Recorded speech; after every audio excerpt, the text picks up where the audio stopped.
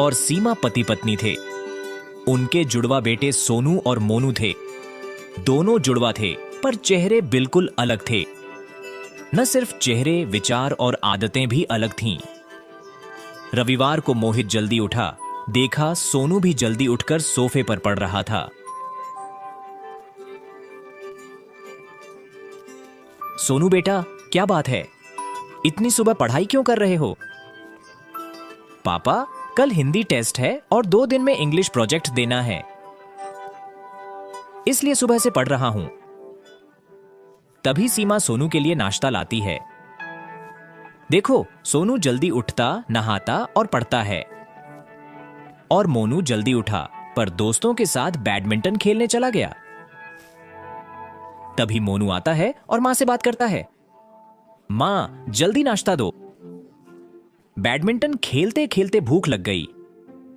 आप पसीने से तरबतर हो गए, पहले नहा लो, फिर नाश्ता दूंगी। अरे मां, छुट्टी के दिन भी चैन से नहीं रहने देती।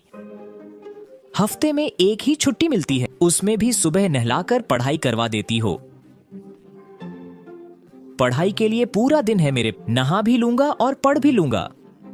सोनू बेटा, क्या बात है? कल तुम्हारी परीक्षा है, तो सोनू पहले टेस्ट की तैयारी करो, बाकी सब मस्ती है। पापा, मैं पढ़ाई भी कर लूंगा, अभी तो पूरा दिन बाकी है। जो समय पर काम नहीं करते उन्हें पछताना पड़ता है। इसलिए काम, खाना या खेल सब समय पर करना चाहिए, तभी जीवन में आगे बढ़ पाओगे। सोनू की तरह समय का सही इस्तेमाल सीखो। मुझे कुछ जरूरी काम से बाहर जाना है, शाम को आकर दोनों से हिंदी के सवाल जवाब सुनूंगा। यह कहकर मोहित वहां से चला जाता। कुछ समय बाद सोनू हिंदी सीखकर अंग्रेजी प्रोजेक्ट बनाने लगता है, जबकि मोनू पढ़ाई छोड़ टीवी देखने लगता है। मोनू के दोस्त उसे खेलने बुलाने घर आते हैं। मोनू, सब बाहर बैट बॉल खेलने का इंतजार कर रहे हैं और तुम यहाँ टीवी देख रहे हो। मोनू अपनी माँ को बुलाता है। माँ, मैं दोस्तों के साथ खेलने जा रहा हूँ। खेलने जाओगे तो पढ़ाई कब करोगे? अगर नहीं पढ़ोगे तो अंक और भी कम आएंगे। अरे माँ, शाम को पढ़ूंगा और अंग्रेजी प्रोजेक्ट भी बना लूंगा। वैसे भी परीक्षा आज नहीं, कल है, और अंकों की बात तो किस्मत पर निर्भर है, अच्छे आए या बुरे। यह कहकर मोनू दोस्तों के साथ खेलने चला जा। शाम को मोहित घर आकर देखता है कि सोनू ने अंग्रेजी प्रोजेक्ट बना लिया है। हाँ पापा, हिंदी परीक्षा की तैयारी भी पूरी हो गई है। सीमा, यह मोनू कहीं दिखाई नहीं दे रहा। मोहित के इस तरह आवाज लगाते ही मोनू हाथ में बल्ला लेकर, तुम सुबह से बल्ला लेकर घूम रहे हो। तुम्हें देखकर लगता है कि न नहाए हो न कुछ पढ़े हो। बात अभी तो शाम है, पढ़ूंगा मैं भी। मोनू हर काम कल पर टालता था, जिससे सब अधूरा रह जाता था। अगले दिन सोनू को अच्छे अंक मिले, पर मोनू को मैम से डांट पड़ी कम अंकों के कारण। घर आने पर मां से भी मोनू को खूब डांट पड़ी।